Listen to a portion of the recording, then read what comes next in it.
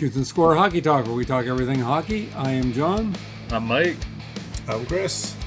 All right, gentlemen, let's go. And the first topic is, of course, we're going to start discussing the series that are completed.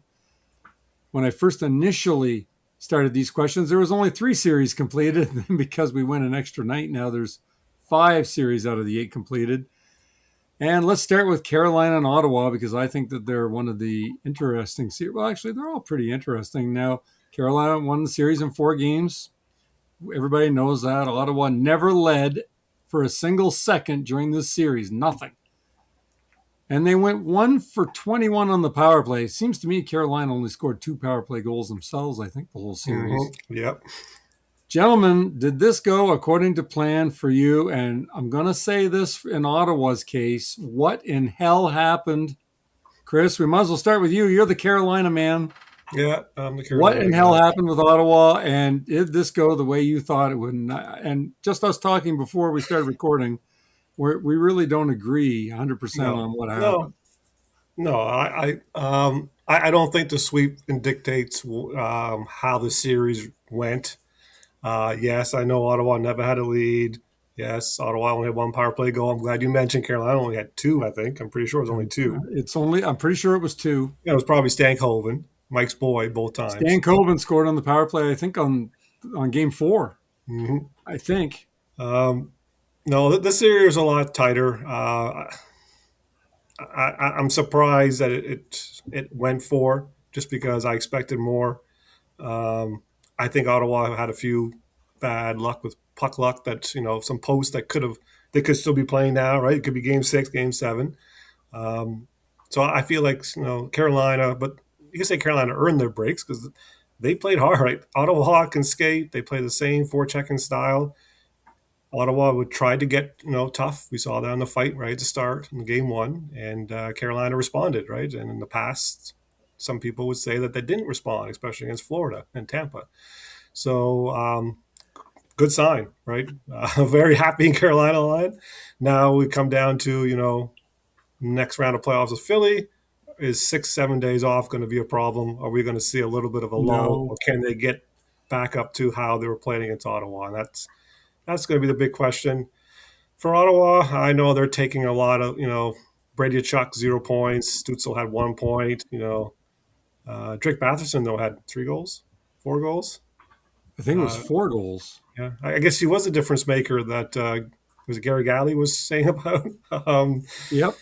But right. Ottawa's fine. They're on track. They had some injuries, right? Zub went out in game 1, Sanderson in game 3. So I don't think you're going to see Ottawa. It shouldn't be doom and gloom. A lot of talks about Tkachuk. He kind of shot it down, saying that he hasn't said anything, but we know in their Wingman podcast, him and his brother and his father's kind of hinted at it. So it's, that could be the only major issue for Ottawa. But they were an elite team, and Carolina squeezed by them, and I'm happy for it. And we move on to round 2 for the 8th straight year under Rod Brind'Amour. A record. Mike? Yes, a record, yes. Mike, did they squeeze by the slimmest of margins, winning 4 straight? Well, the 4 games were all fairly close games. There was no blowouts in this series. So, I mean, we had all expected Carolina to win this series. However, we were expecting it to go a little longer than what it did. I think we all agreed on 6 to 7 games. I think was the consensus. So nobody was expecting a sweep. And lo and behold, that's what happened. Series was a little bit more physical than I thought it was going to be. Like right off the get-go with the fight, and then then Sanderson getting hit, and then Nikishin getting hit. So I mean, and we talked about this before. The referees, I don't know how Clevin doesn't get a penalty on that play. I don't think he was penalized on it. Correct? The hit on he was not. He was not. When you're taking advantage of somebody in a vulnerable position like that, because it was very obvious that's a penalty in my book. But anyways, NHL kind of rules things a little differently. And when you look at, and I know we'll talk more about the other series as we go along here, but the the whistle is kind of put away a little too frequently until stuff like this starts happening. Um, but as far as the series goes, Allmark played really well. I would say without him, Ottawa probably would have got bombed because he was the difference maker, and Ottawa's offense just did not show up. Um, whether to say they didn't show up or Carolina just shut them down, I mean, could be hand in hand. But when you look at the scoring, it wasn't all Carolina's top guys scoring. It was their second and third line guys that did most of the scoring. So, like Chris said, Stankoven scored a bunch of goals. Mike's boy. Would not have seen that coming prior to. I mean, I'm not saying he wouldn't have scored goals, but I wouldn't have expected him to be leading the offense on that team. So he was a monster out there. He was. He played really well. He worked hard, and it's typical of Rod Brindamore's system. I mean, the way he runs his system is the guys are always playing hard. So, and so I mean, at the end of the day, not surprised Carolina won. Just surprised at how quick it went and how little offense Ottawa was able to put up at the end of the day. You got to be better than 1 for 21 in the power play. Like, it's playoffs. Right. And I know we'll probably talk about other teams' power plays as we go along here too. But we're gonna discuss it, absolutely. Yeah. So I want to move on to. Yeah. Oh no, go ahead, Mike. Yeah, no, I was just reiterating. You got to score some power play goals. Special teams is key. Like, you're not going to beat Carolina if you're not scoring on the power play. So that's right. Okay, let's go to part B. The Avalanche and the Kings. Once again, Colorado won in 4 games. The first 2 games were really close, 2-1 and 2-1. I know game 2 went into overtime. So then the third game was a 4-2 win for Colorado. And the final game was a 5-1 win. And did this series go according to plan for what you thought, Mike? What did you think? I mean, was this pretty much what you expected, or did you expect the Kings to have a little more pushback? I mean, 2-1 games. I mean, that's pretty close, but still. Well, I mean, we all expected the Avalanche to pretty much steamroll the Kings here. I wasn't expecting 4 games necessarily. I thought 5. I think I said 5. You said 5, yeah. However, with that being said, after the first 2 games, I'm like, geez, LA is really going to make a series of this. 2 close games, and then after that, it kind of disappeared from that point, and Colorado displayed what we thought they were going to do when they won the last 2 games by larger margins. Forsberg played really well the first 2 games. Not sure if we can really fault him in the last 2. I mean, we weren't expecting much out of him to begin with. Wedgwood played really well. The Kings easily could have won those first 2 games, but Wedgwood really, really played well in those games. So, and that was their chance. That was their chance to win some games in this series, was to win those close ones, and they couldn't get it done. So, it's sad now that Kopitar is all done. And I mean, I see you get nominated for the was it the Lady Byng? Lady Byng, yeah. For this year, or the Selke? I can't remember. I thought it was Lady Byng, but I'm not 100% sure now that you say it. One of these trophies you get nominated for. So, but so all in all, the series went pretty much according to what we thought it would. I just didn't think that we'd see such low scoring games right off the get go. Well, Chris, what did you think about this? Is this kind of what you thought? No. The first 2 games is the way I thought it was going to go. I expected the Kings to compete and at least win a game. But when they went back home to LA in front of all those famous people, they didn't get the job done. Will Ferrell's probably pissed. I don't even know if he showed up, but I tried to find stats on when Will Ferrell was at home games, and I dug and I couldn't find anything. I couldn't dig it up. Maybe Nobody Sean had the Hogan, stat. long-time listener of the show, maybe he knows. He probably has that. Maybe he does. Maybe he does. Yeah. Best I could see was they were saying yeah, the AI thing was saying, oh, somewhere around 70%, but it was just guessing. AI is full of crap. We all know that. So But the one telling tale come from a stats was that I saw that was released a couple of days ago. Offensive chances generated, I think 5-on-5 for the LA Kings. I don't recall who was second last and third last, but the two names was Kopitar and Panarin. So when your two star players are doing generating nothing for you 5-on-5, yeah, a sweep is most likely going to happen. That was a telling thing that I saw that came out of the stats from that series. Panarin didn't do his job, but hey, Panarin's in LA. That's what he wanted, right? Send me to LA. He's there. Now let's see if he enjoys next year when there's no number one center, number two center, or not much in LA. right. Well, we'll see what happens next year. You're right though. That's pretty much what we suspected was going to happen. Pretty much happened. Yeah, whether it's 4 games or 5. I mean, there really wasn't a series. It looked like it was going to be, and then it just wasn't. So, all right, let's go on to part C: the Penguins and the Flyers. The Flyers won 4 games to 2, but they did take a 3 games to nothing lead. I don't think any of us saw that coming. I didn't see it coming. Pittsburgh did win a couple of games and try and make it close, but the Flyers overcame the Penguins' attack. Gentlemen, was this series a shocker to either of you? Now, we're going to start with Chris, even though I know Mike wants to jump in here. Oh, we have to jump in bad. But Chris, was this a shocker? Were you expecting this 3-0 lead by the Flyers? I'm sure you weren't. No chance. And I know I took Pittsburgh in 6, I think, was or something I of that believe nature, that's maybe even correct, 7. I thought their offense would win out, and it did not. It But the was first couple of pathetic. games, Penguins were just terrible. Right? They Game were 2, horrible. I know game 2 analytically they were supposed to win and they didn't, but 1 and 3 they were bad. And then they started playing better, and they won a couple of games. And then game 6 they lost, even though they should have scored 5 goals. I think almost close to 5 goals on Vladar, and they got none.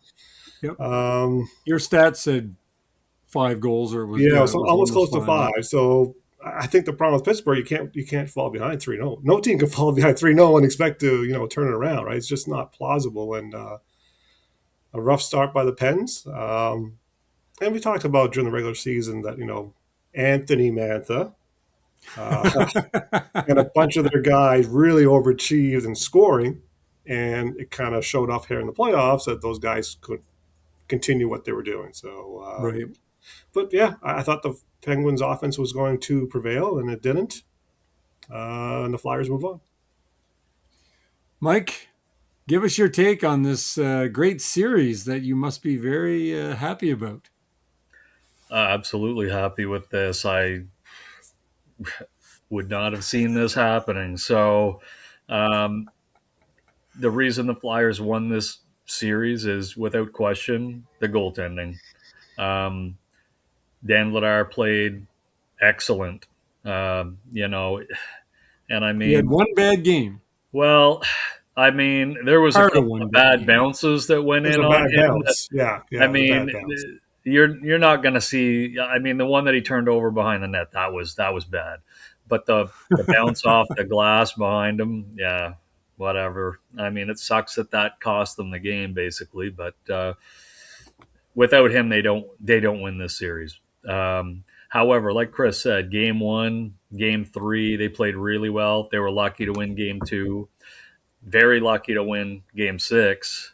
And I really thought, even with Philly up 3-2, I'm like, if they don't win game 4, they're in big trouble.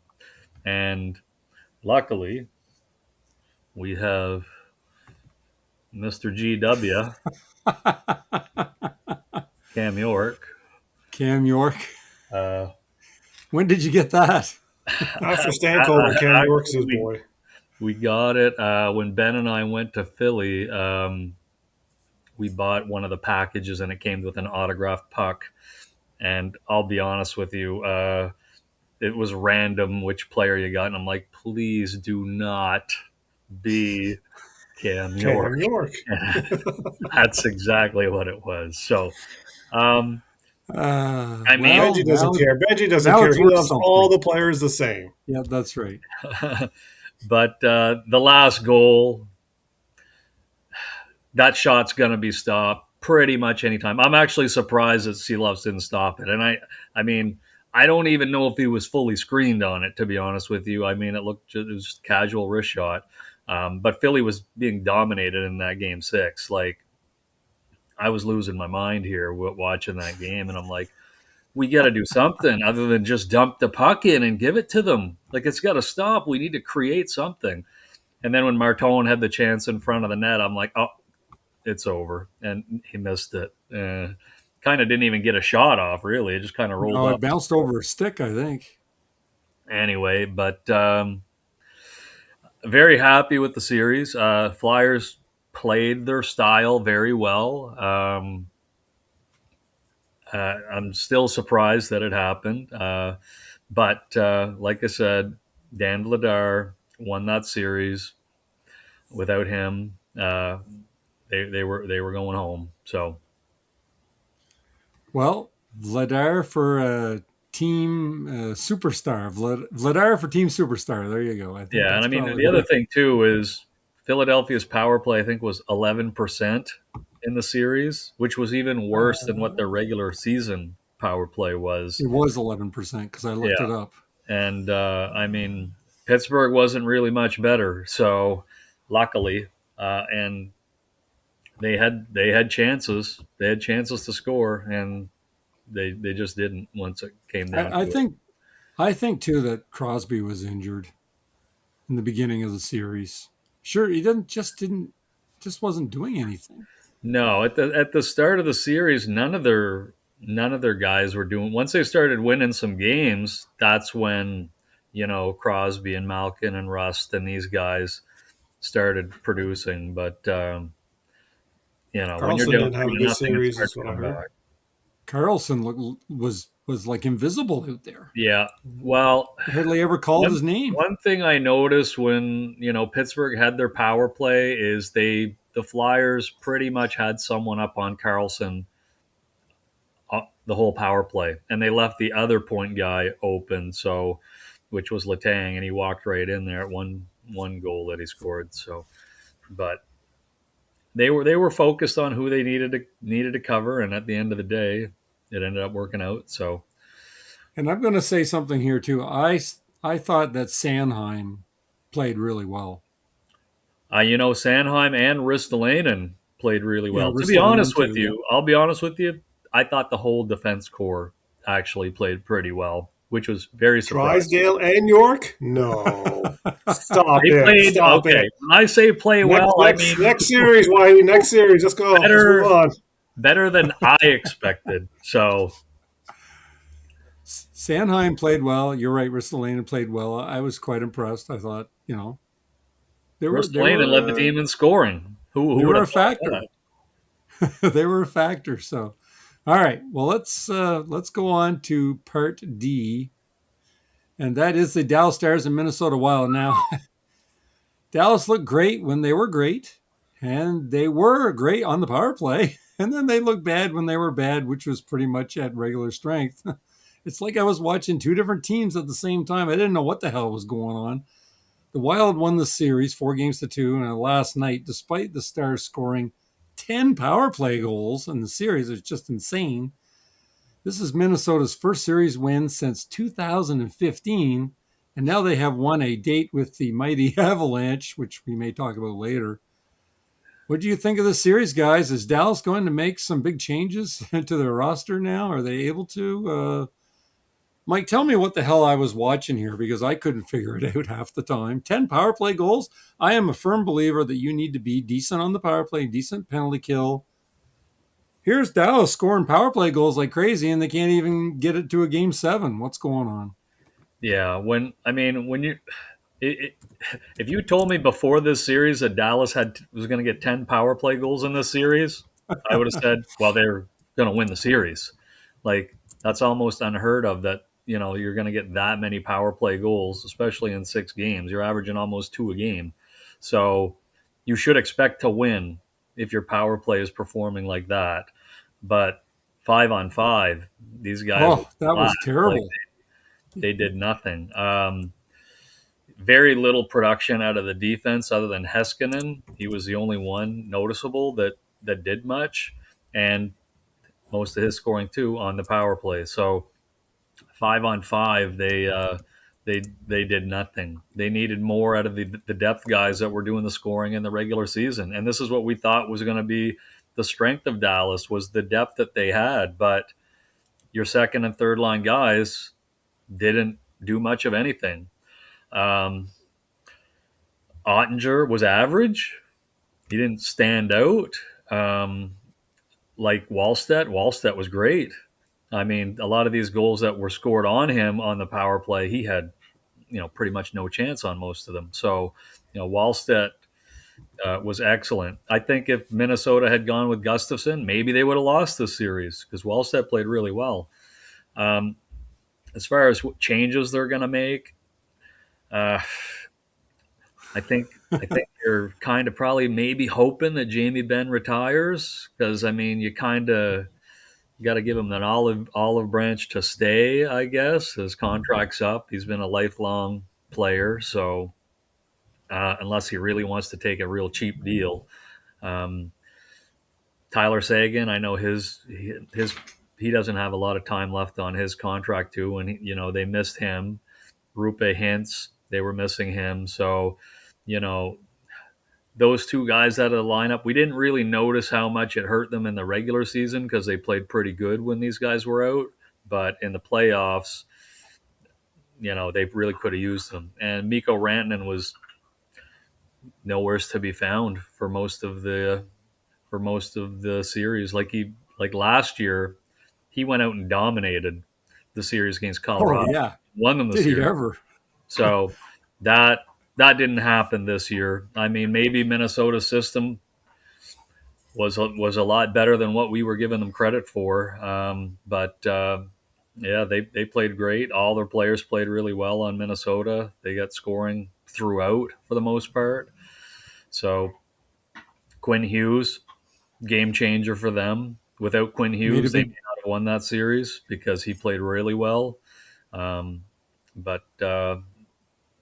Yeah, and when we talked beforehand, when I think maybe it was Chris that said possible upset would have been this series. I don't know if this is a series that you picked that you thought would be the upset, but Minnesota winning isn't a huge surprise. Although we kind of thought Dallas should be the team to win, but it really isn't a surprise. It's not even really an upset technically. No, because they finished good, pretty close together in the standings. There wasn't a huge gap between the two teams. So expectations were just higher in Dallas.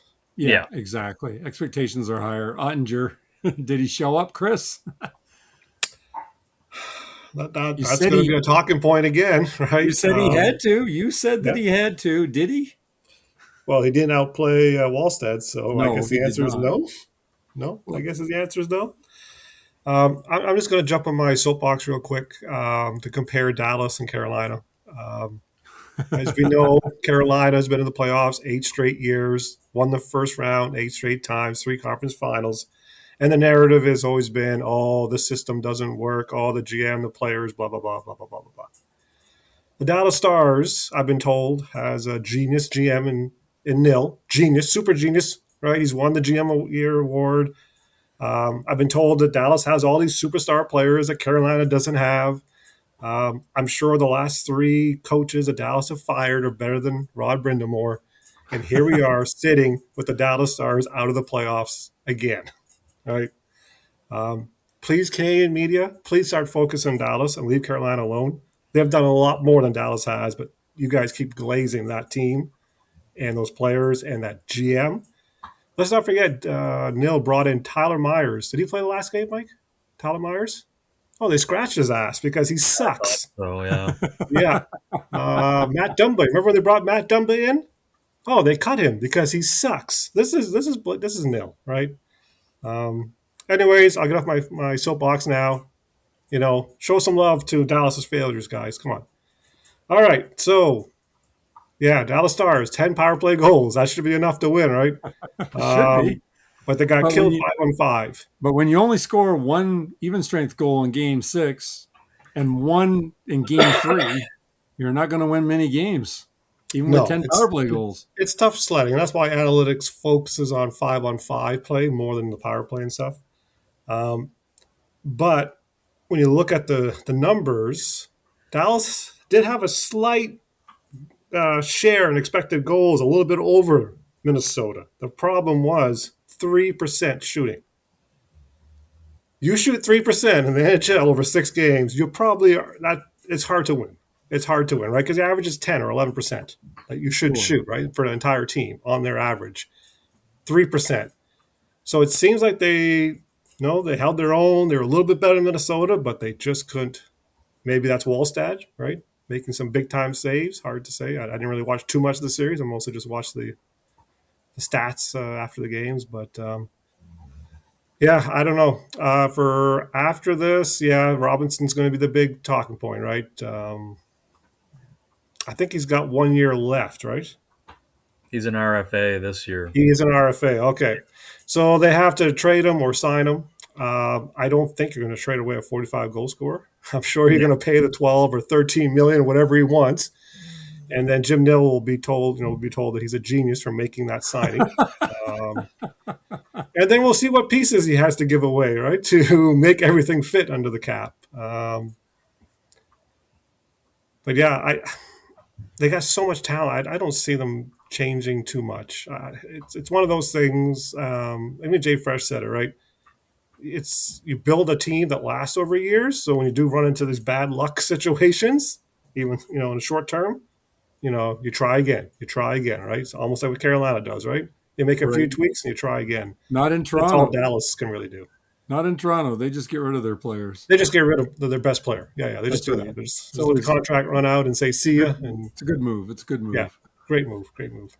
With All right. Robertson's contract, though, like when you look at it, like this year, I think he was making $7.5 million, and I guess the rumor is that he's going to look for 12 to 13. So Mhm. if you're looking at it that way, his cap hits going to go up $4.5 million, maybe $5. It's not really that much. No, I mean, and plus with the cap going up, they should be able to make this work. The other point of concern that I was reading was if they bring Robertson, they've also got to sign Maverick Bork because he's an RFA. So And you had a good playoffs. it's about making the money for him too. So Mm-hmm. they will have to maneuver a little bit if they want both of these guys back. But without a doubt, I mean, you got to keep Robertson. I mean, he's a game changer. He stepped up when Rantanen was out of the lineup, and you can't let him go. You can't trade him. You're never. Maybe they'll get rid of the goalie. The sticking point in Dallas and Robinson is going to be that one, their farm system is now second or third last, right? Over the years, their good young players have made the team. Now they have nothing. And Carolina has their first round pick this year. Well, I guess the Rangers have it now. And in 2028, and they're 2/3. So Nil's got to make a decision of how do we get some more young, cheap talent in the system. And one way would be to trade Robinson. But no, I agree. I think they got to try to do their due diligence and get him signed and keep him on the team. All right. Now I say they get rid of Ottinger. I don't think they can get rid of Ottinger, but I'm only joking.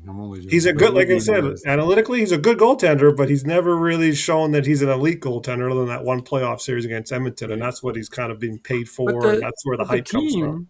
But he shouldn't have to be an elite goaltender with that team, I wouldn't think. I wouldn't say Dallas is the most offensively structured team because they have so much talent. They kind of want to run and gun.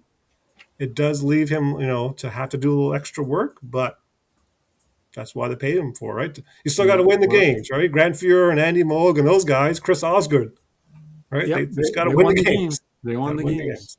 All right, well, let's go on to Part E, which is our final series that we know the outcome already, and that is the Oilers and the Ducks series, of course, because Anaheim won the series last night, 4-2. The Oilers didn't have it in the tank to pull out a miracle victory this time. It wasn't going to happen. Clearly, the Oilers, they need some help, and they probably need some much-needed rest and recovery time because I think their players are banged up, injured, and have just played too much over the last few years. Did things pan out as you guys thought for this series? Will the Oilers ever be dominant again, or is this team clearly on the decline? Was Anaheim better than you thought in this series? I did a bit more calculating, and the Oilers were only 50% on their penalty killing, 8 for 16, meaning Anaheim was 50% on their power play. Even Dallas wasn't 50% on the power play. They were 40%. That's nuts. Take it away. What do you think of this blather that I just spewed here? Who's up? I forget who's next here. I think Chris is up. I'll Chris. go. Thank you, Anaheim Ducks. Thank you for finally. The Kings failed, last year, and we struggled to say how did Edmonton get past them, and now the Ducks took care of business finally. I guess Connor Ingram wasn't him. We know Tristan Jarry wasn't him. Certainly not. Maybe they get past Anaheim with Skinner. I don't know. But the Oilers are, my thoughts about their leadership group there and their GM in the last few years and Holland and Bowman now, just really bad trades, really bad decision. This is why McDavid signed a short contract, so he can get out when the getting is good. Didn't I pick Anaheim to win? I thought I did. Because I remember I was talking about how everybody was on the Oilers, but it was also everybody was on the Oilers to win in 4 or 5. And I was like, what? What is with this? Thinking Anaheim's crap. I don't remember. Connor Ingram in nets. I don't remember if you picked Anaheim or not, but I know I remember who I picked. I'll have to check the video on that. I thought we both picked Edmonton and said that the goaltending was going to ultimately decide who actually wins. But God, I didn't pick Connor Ingram. I hope not. Whitey can check that. If so, bad for me. I should have it written down, to be honest. Yeah. And I don't. So. And for the Oilers, for a team, I don't know. I thought Connor Murphy was, a Norris Division type of defensive defenseman. The Doc and Dickerson, I thought they were like Selke Award winners, right? They're bringing in, giving up a first round pick.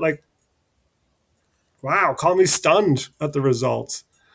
Oilers is definitely a team that, unlike Dallas, where we talked about they probably can stay put, they really got to look at some of their core guys, right? And I'm thinking Nugent Hopkins. I'm thinking guys like that where you might have to move out.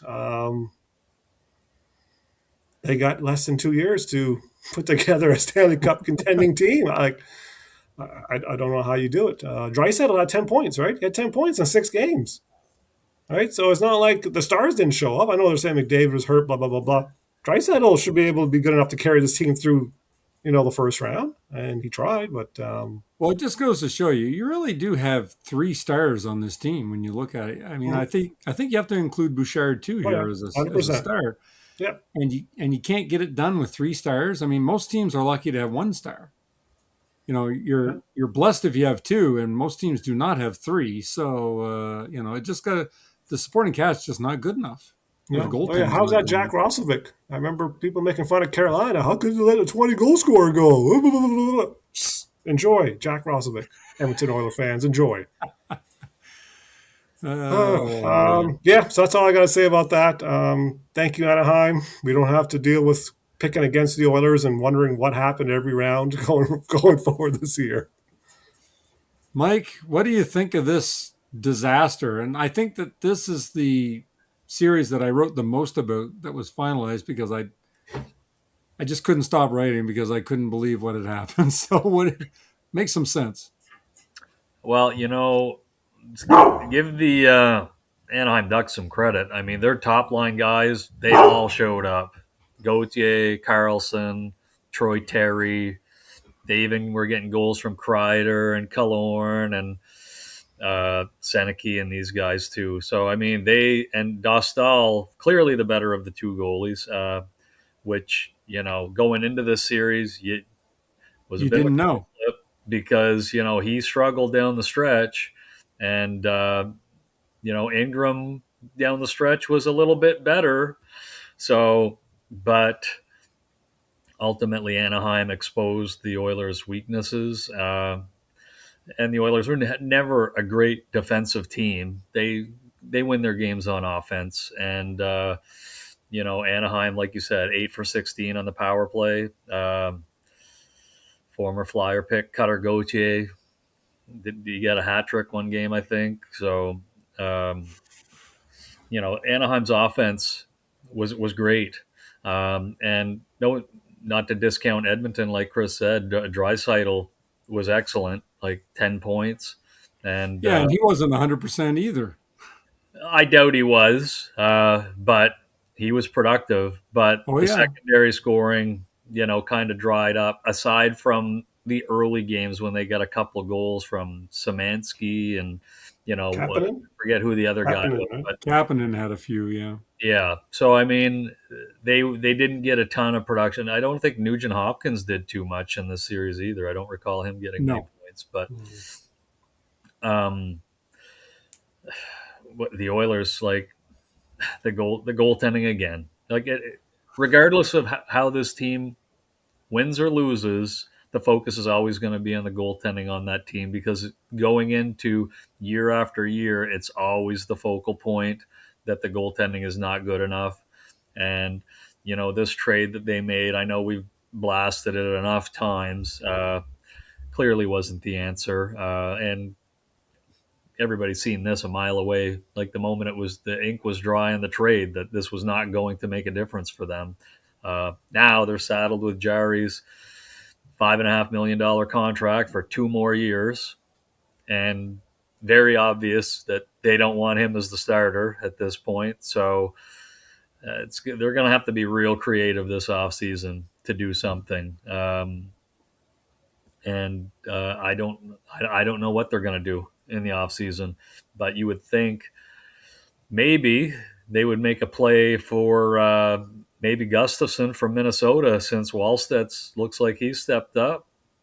Maybe Gustafson will be in play, but it's going to cost some assets to get him out of Minnesota. So who knows? But yeah, once again, going into the offseason, trying to solve a goaltending problem, which they, for some reason, last year did not think they really had until they made the trade they made, and that didn't work out for them. So as far as the series goes, though, we knew it was going to be a high-scoring series, and it was. It was one of the most high-scoring series that has been played so far. So that was no surprise to anybody, and came down to Anaheim just being the better team. Yeah, just a couple follow-ups. One, on the goaltending situation, Edmonton not once but twice had opportunity to sign Frederik Andersen very cheaply in free agency, and they didn't. And I talk to Kid all about it all the time. They had their chances. The guys are out there, and they didn't. Anderson Mark signed for what? Spector, remember Mark Spector? The end of this. What's that? Anderson signed for what, like $2 million to stay in Oh, cheap. Carolina? It was Twice. peanuts. Twice. Peanuts. Yeah, peanuts. Yep, exactly. They could have got him. Mark Spector, the beat writer, talked about how Edmonton Oilers are playing defensive hockey the last 10 games of the regular season. This is what we're going to see in the playoffs. Wrong. And the third. poor Mark Spector. I'm going to have to put his picture up What's now. the third thing I want to say? Oh, Connor Ingram and Tristan Jarry. Oh, yeah. Anaheim, did they look good offensively? Yes, but the Edmonton goaltenders, I think, gave up 7 more goals than they're expected. So, hold off on Anaheim being an offensive juggernaut. I think it was the team they're playing, and they have good players, no doubt about it. I think Carlson's going to probably be a superstar, and of course your boy Gauthier with 40-some goals. But I think they were given a lot with the below average goaltending. All right. All right. Okay. Well, let's keep her moving here. Now we're going to go into something, a series that we don't know the final, and that is Buffalo Sabres and the Boston Bruins series. Buffalo leads 3-2. Are they playing tonight? Is it tonight or Yeah. tomorrow? Yes. I don't know. I know Montreal's tonight, but Yeah, anyway, they have to be. Boston. They have to be tonight because Sunday is Game 7 for Boston and Okay. Tampa and all those teams. Yeah, they have to be All playing. right. So Buffalo leads 3-2. Now, Boston won the last meeting, and that forces at least a game 6. Now, guys, what do you think about this series? Is it going the way that you both thought? Is anyone still wondering how the Bruins are winning, Chris? Well, for me, this is going the way I thought. I did predict Buffalo to win this series, so um, I wasn't expecting Alex Lyon to be the difference maker, though, but he's played really well. So, um, but the Sabres have they're playing the way we saw them play in the regular season. Um, they've got some good depth on the team. Uh, Everybody's being productive. Like, I mean, Ostland is scoring goals, and he's one of their depth guys. Alex Tuck, Tage Thompson, so on, so on.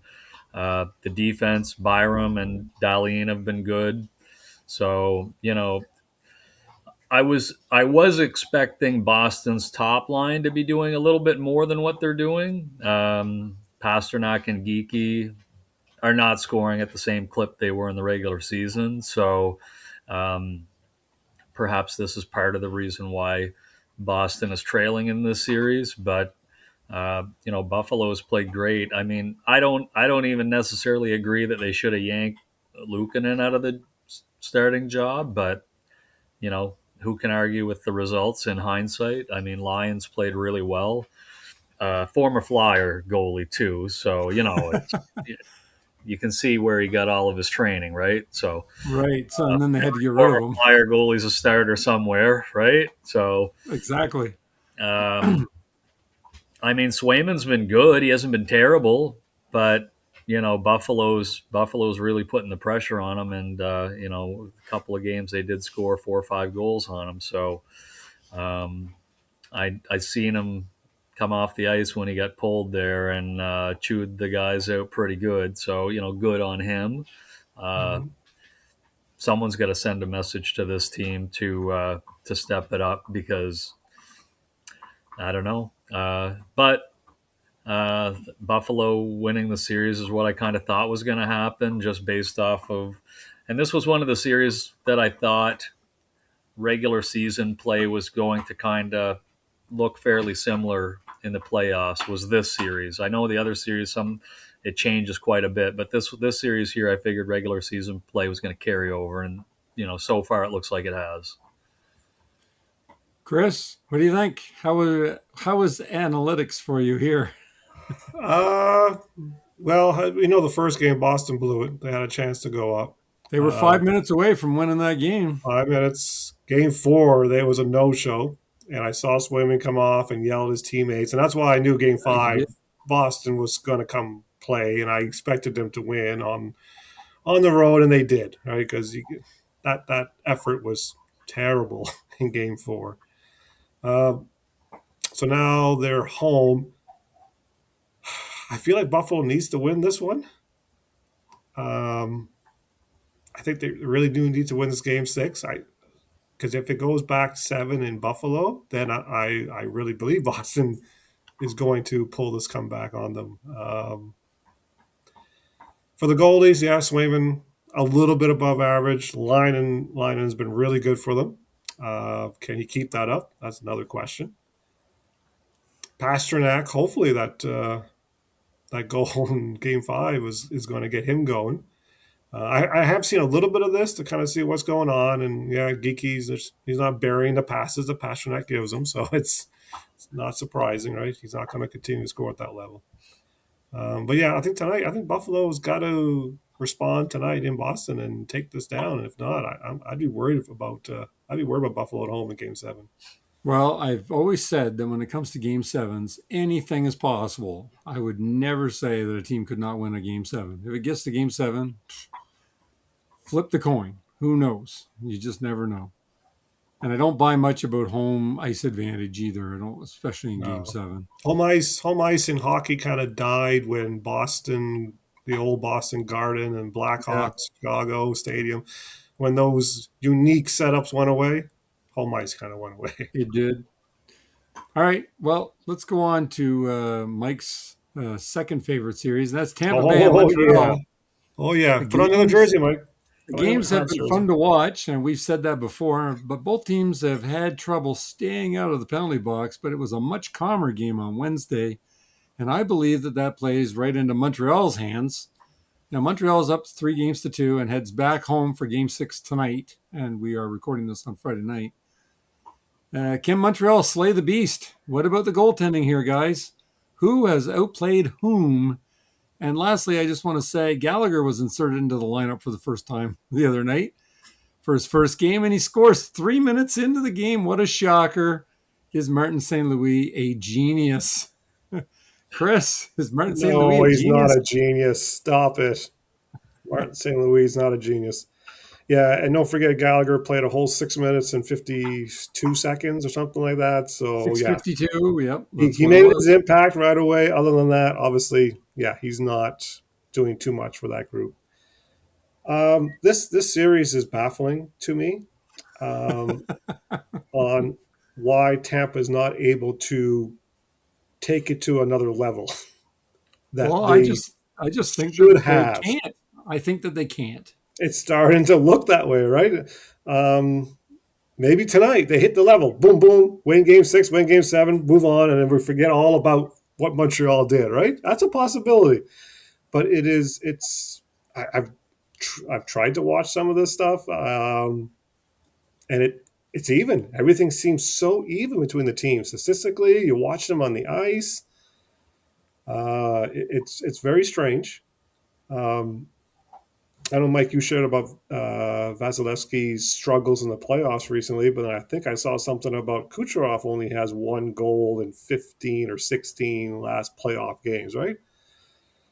The big boys have to show up, right? Point and this. They get paid the big bucks. Kucherov had his chances the other night. But he's a star player. He's a difference maker, right? He's the reason why the analytics says Tampa's going to win, right? Because they expect these guys to produce at a certain level. Vasilevsky, yeah, it seems like every game he gives up a goal that you're like, could be a little better, especially for his pedigree and stuff. But yeah, it's this series a lot more even than I expected. And and what happens if Tampa loses this? Again, I've been told this Brisbois guy and super genius GM down in Tampa, even though he took a great team and made a couple of tweaks, this is another first round exit. I don't know. A lot of star players, star team, not making out of the first round. Again, not good. Maybe the media will get on their case. Right. Well, Mike. And the other thing is, one thing I did see for stats was that Suzuki line and them, they were like -6 or something in the series. Yep. So they're getting power play points, but 5-on-5, they're not doing very well. But I'll just throw that out there for all the Habs fans, including Mike. Just something to think about. Mike, are you going to put your Montreal jersey on for this to answer these questions or what? Zero chance. Zero chance. So you do have a Montreal jersey then? Not me personally. I know there's some in the house, but there's a few in the closet. I know he does. Yeah. Yep. So, in this series, Vasilevsky has looked, kind of average. Like Chris was saying, he's always gives up that one that's like how is that? Anyway, but Dovish has played really well. In my opinion, I think he's played really good for that team. He played really good in the last game. And I think that this is he's playing with a lot of confidence. And I think this is why Montreal's currently ahead in this series. Tampa's really going to come out flying tonight to make a statement here. Now, when you said that the physical play kind of toning down kind of works into Montreal's favor, I think it works into both teams' favor because I think Hagel was he's losing his mind out there on some of these plays. He's got to be focused on scoring goals. This is his job. All this extracurricular stuff, let your third and fourth line guys do this stuff, not your top guys. So He looks like the ultimate warrior out there for Tampa Bay. Like he's just way too intense in everything he does. He needs Yeah. to take a chill So pill. he's got to refocus his intensity on putting the puck in the net and making plays. Mm-hmm. And I mean, he's a great player. Don't get me wrong, but you know, once some of these guys, and we've seen it with other guys too, that once they get it in their head that I can throw the other team off by doing this sort of stuff, it kind of backfires on some of them. Like we've seen it with the Tachucks. When they're trying to be overzealous and then it doesn't work, then they lose. But for this series here, with Montreal, their top line is only scoring points on the power play. So they need to start generating some 5-on-5 because you've got to think the odds say that Tampa will take advantage because 5-on-5, I think Tampa Bay should be the better team here. Even on the power play, I think Tampa Bay should be the better team. But with Kucherov only scoring one goal and, Hagel more concerned with stirring the pot up, they've got to refocus. Hedman, they're talking, might be back soon, maybe game 7 if it gets to game 7. So we'll see. It's a big game tonight. So, and like I was saying with some of these guys stirring it up, and I know we already passed through the Philadelphia series, but Garnet Hathaway was getting Crosby and Malkin losing their mind, and Carlson. And when you can trade off a Garnet Hathaway for a Malkin, a Crosby, and a Carlson, you do that all day. This is what you want your third and fourth line guys to do. So this is what Tampa should be doing. But I don't think Montreal's top line guys are really, other than Slavkovsky, I don't think they're going to fall for that type of thing. I think Slavkovsky, you can kind of sucker him into penalties, but I don't think you're going to do it really with Suzuki or Kaufman. But then when we talk about the Flyers and Penguins, there's always that history between them. So it's more likely to happen. But anyways, get back on track. Tampa's going to come out flying here tonight to win this game. I fully expect they're going to. It's a do or die. So, and they've got the talent to do it. It's a matter of being focused enough to complete the task. Well, this may not hold up well, but I think Montreal is going to win tonight. So, just like I thought Philadelphia was going to win Game 6. Too, Whitey. You said the Flyers were going to win Game 6, and I had my doubts. So yeah, they did. I was right. I said Flyers were going to win in 6. Oh, just barely. Both of you said it. Did both of you say it? That's why I feel like Buffalo's going to win tonight. But if they don't, I don't know. It's not going to be good. Let's go on to our fourth topic, which is the last series, and that's the Golden Knights and the Mammoth series. Now, this has been a pretty interesting series, I think. Now, Vegas leads the series 3-2 after scoring a shorthanded goal in double overtime to take the series lead, which is pretty nuts on its own. Vegas needed to score with 53 seconds left just to send it to overtime as it was. Has Torts made a difference, as part of this hymn? What about the goaltending and the special teams? I see Eichel has 8 points in the playoffs and is tied for third playoff scoring, or was a couple nights ago when I looked it up. Any surprises here in this series, guys? Mike? Well, what do you think? It's been pretty interesting. Going into this series, aside from the Anaheim Edmonton series, we figured that this was going to be the next highest scoring series, and sure enough, it has been. It's been back and forth. Like both teams have had the lead back and forth in each game. I don't think Pavel Dorofeyev appreciated being benched a couple games ago because he decided that he was going to score. He's him. Score at will. I mean, restricted free agent. He's going to get paid. He's getting 9-10 million. Maybe he's getting Anderson's money. That's why they haven't signed him yet. They're like, Yeah. So, in this series, the goaltending has been not great on either side. Lots of goals. Carter Hart's looked really shaky. Vamelka's looked shaky. So this is a tough one to call because it's all going to come down to the goaltending in this series. As far as overall talent, Vegas probably has a slight edge, but Utah seems pretty hungry. So this one's hard to predict. I have no idea how this next game is going to go, other than it's probably going to be a 5-4 game or something to that effect. And as far as Tortorella goes for this, it's kind of out of his control. When it comes down to the goaltending, is the goalie going to stop the puck or not? And the same goes for Utah. So they just have to be careful and not give up too many special teams chances because both teams can score on the power play, as we've seen. I don't know the numbers for each team, but I've seen power play goals on both sides fairly consistly. So, well, Utah was not doing good on the power play until the other night. They scored yeah. on the power play.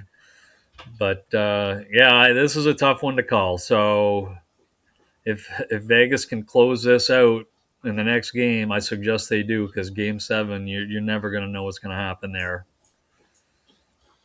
Chris, what do you think about this series? Like I said, it really has been intriguing. Anyway, at least it's been intriguing. I wish the games were on earlier because, yes, a agree. lot of talent on the ice, a lot of goals being scored. Analytically, it's been tight. It's been very tight. These two teams have been very tight, but like Mike said, it's the goaltending. What goalie can play better, that team's probably going to win. And again, as we talked before the series, I think we both said it was going to be a long series. Yeah. But we thought Vegas' experience in this type of scenarios might win out. And that's really the only advantage they seem to have right now over Utah, right? They need that experience and they need Hart to make some saves. I think Hart's a -3 or 4. So pretty much every game he's given up a goal he shouldn't. There's not much more to add to that. It's flip that coin and see which goalie can push their team on to the next round. And thinking about, Vegas does make it to the next round and they play Anaheim. Anaheim's licking their chops again with a team that doesn't have strong goaltending, right? Anaheim's probably the happiest organization in hockey right now. All right. Okay. Well, some very interesting stuff. Now, I know we're a little long in the tooth here, but I really want to go over the series just quickly. We'll just go over the series that we know are going to happen. We know that Colorado and Minnesota are playing each other. What do you guys think? Just Chris, what do you think? How many games? We'll go more into detail next week, but just give me what you an initial thought. Yeah, the analytics has the Avalanche at 64%. I want to lean towards the Wild just because Wallstad, I feel like this could be his coming out party. And Wedgwood is Wedgwood. Like, again, he didn't seem like he was challenged at all by the Kings. He's going to get challenged by the Wild players. It's going to be a great series, but if it comes down to goaltending, Minnesota might have the advantage here. I mean, Wedgwood looked good though against LA. He made the saves. He's gonna feel it this series. He's gonna feel it. Mike, what do you think? Colorado, Minnesota. This is going to be, I think, the must-watch series of round 2. This one and the one that whoever Anaheim plays, either Vegas or Utah. A lot of offense in the West. But this series is going to be good, and it should be a long series. Both teams have really good offense. The goaltending, like Wallstedt's been great. Wedgwood, I thought, has been pretty good. So this is one of the series I'm looking forward to watching, just because there's two very strong offensive teams going at it with like star players on the first line. So can't really give you a prediction yet. We'll wait on that a little bit. Okay. But I like Chris would like to see Minnesota win. However, who knows what's going to happen? But so we'll see. All right, and the other series that we know for sure is Carolina and Philly. Mike, Oof. Yeah, sweep. Philly Oof. sweep. Get Philly the in brooms 6, out. Mike. What? Philly in 6. Philly in Philly in 6. Is that what we're 6. thinking? I'd like to see Philly score 6 goals in the series, so that would be more than what Ottawa got, isn't it? No. Did they get They 6 scored, goals, Ottawa? yeah, 7 or 8 total because they Yeah. scored a couple goals that final game there. 7, Anyway, yeah. 7, I think, or 8. Whatever. It's not many. if Philly can win more than one game in this series, I would consider that successful. There's a huge discrepancy between these two teams, in my opinion. Carolina has no Cam York, obviously, but No star players. from that, I mean, Chris doesn't have a Cam York puck signature from Carolina equivalent, so yeah. So I mean, Carolina. I don't know if anybody's predicted Philly to win this series. Haven't seen the predictions from any of the beat writers or the analysts or anything yet. So I'd like to know who is predicting it if they are. But Carolina should win this series. I mean, probably in 5 games. If Philly's lucky, Vladar can steal 2. But yeah. Chris, so Philadelphia in 6, right? No, sorry, Benji. No, I know Benji's a believer. He'll believe to the end. Diehard fan. Yeah, everything points towards Carolina winning this, unless again Carolina comes out a little flat. Vladar stands on his head, right? Finishes the series with like a 950 save percentage. Those things could happen, but statistically, it shouldn't happen, and Carolina should win this. I don't know how many games there'll be, but Carolina at their best, which they kind of showed against Ottawa, Philly should not be able to compete with that. So, can Carolina play at their best? To me, is to decide the length of the series. So if I asked you, how does Philly win the series? Like you said that Vladar has to stand on his head with 950. Vladar has to have what else? I mean, there's probably more. Anderson has to. Does Anderson just have to let in a shit ton of goals? Anderson has to fall off because Carolina's effort is going to be there. Execution is always, hit or miss sometimes, but the effort will always be there. If they get into Boosie, Philadelphia is going to love that. So, but yeah, Anderson would have to crap the bed, and Vladar would have to, who was it?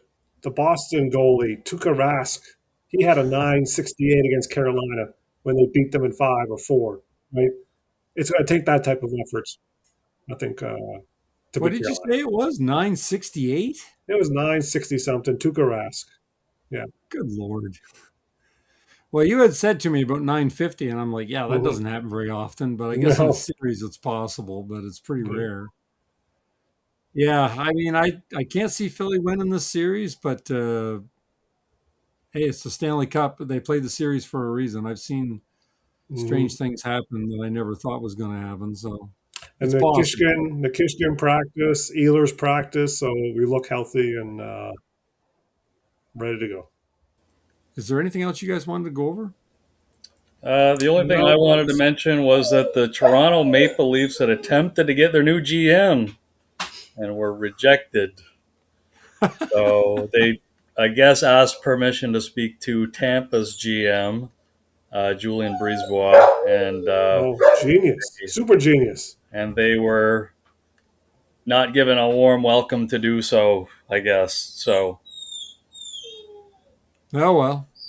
Maybe Matt Sundin will be the GM soon. He is the rumor. Sundin and Cheka, the Arizona. He was terrible in Arizona. That guy.